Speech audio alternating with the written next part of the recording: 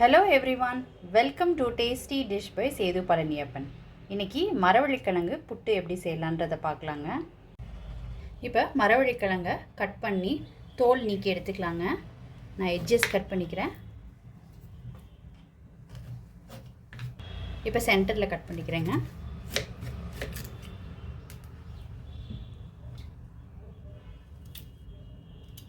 இப்போ இந்த தோலை நீக்கி எடுத்துக்கிறேன் நான்.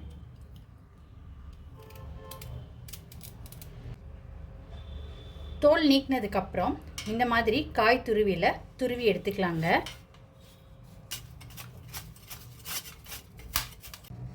இந்த மாதிரி துருவி எடுத்துக்கிட்ட பிறகு இதை புழிஞ்சு எடுத்துக்க போகிறோங்க. மரவள்ளிக்கிழங்குல மாய்ஸ்சர் கண்டென்ட் கொஞ்சம் அதிகமாக இருக்கும். அதனால் புட்டுன்றதுனால நம்ம ஃபஸ்ட்டு கொஞ்சம் தண்ணியை புழிஞ்சு எடுத்துக்கிட்டுடலாம்.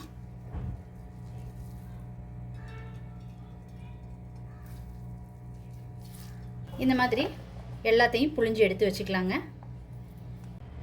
துருவி வச்சுருந்த எல்லா கிழங்குலையும் தண்ணியை பிழிஞ்சு உதிர்த்து விட்டுக்கிட்டாச்சுங்க. இப்போ புட்டை வேக வைக்கிறதுக்கு இதோட அரிசி மாவு சேர்த்து கிளறி பண்ணோன்னா புட்டு நல்லா உதிரி உதிரியாக கிடைக்குங்க.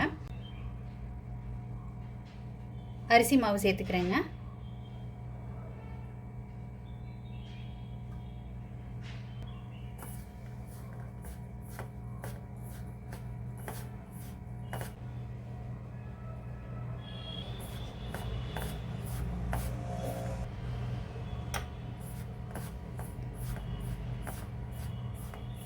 இந்த மாதிரி கிளறின பிறகு பிடிச்சி பாருங்கள்.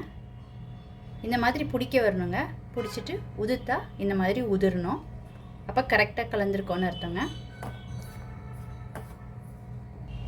இதில் கொஞ்சமாக உப்பு சேர்த்துக்கிறேங்க. உப்பு சேர்த்துக்கிட்டு திருப்பி கலந்து விட்டுக்கலாம். உப்பு சேர்த்து நல்லா கலந்து விட்டுக்கிட்ட பிறகு ஆவியில் வேக வைக்கலாங்க.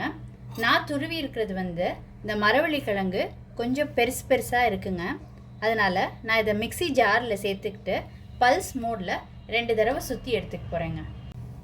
சின்ன மிக்சி ஜாரில் நான் 2-3 தடவையாக போட்டு பல்ஸ் மோடில் சுற்றி எடுத்துக்க போகிறேங்க.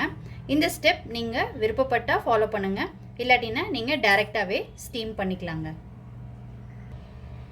இப்போ மிக்சியில் பல்ஸ் மோடில் சுற்றி எடுத்துக்கிட்டு இருக்கேங்க. இது நல்லா கரெக்டான புட்டு மாவு கன்சிஸ்டன்சியில் இருக்குங்க.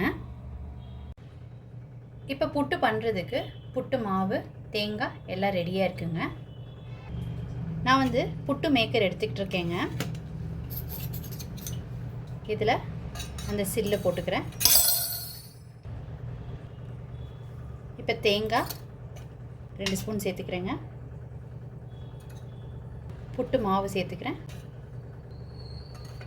ஒரு 4 ஸ்பூன் புட்டு மாவு சேர்த்துக்கிட்டு இருக்கேங்க. அடுத்து திருப்பி தேங்காய் சேர்த்துக்கிறேன்.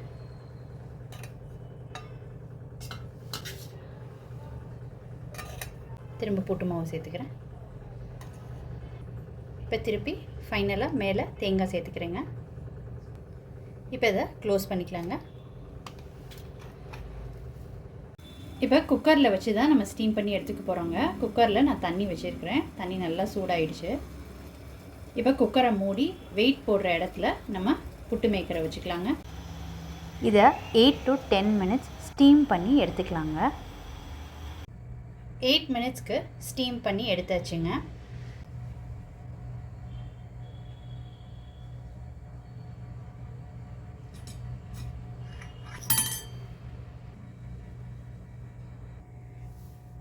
புட்டு சூப்பராக ஸ்டீம் ஆகிடுக்குங்க.